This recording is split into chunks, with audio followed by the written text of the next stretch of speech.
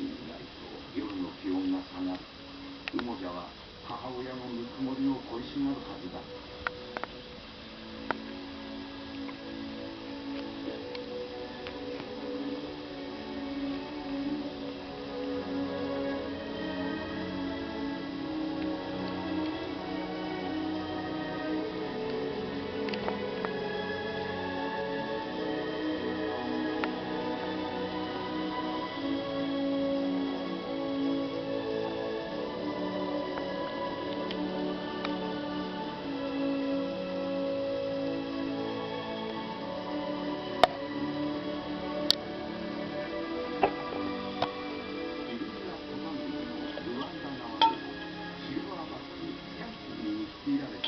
世界最大規模のマウンテンゴリラの家族が保護区の端にある竹林へと移動中。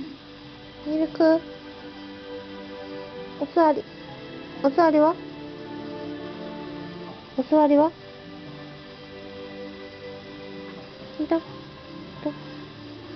お座り。ミルク、お座り。流れる雲から雨がもたらされると、竹林ではタケノコが伸び始める。よしよしよしよしよしよ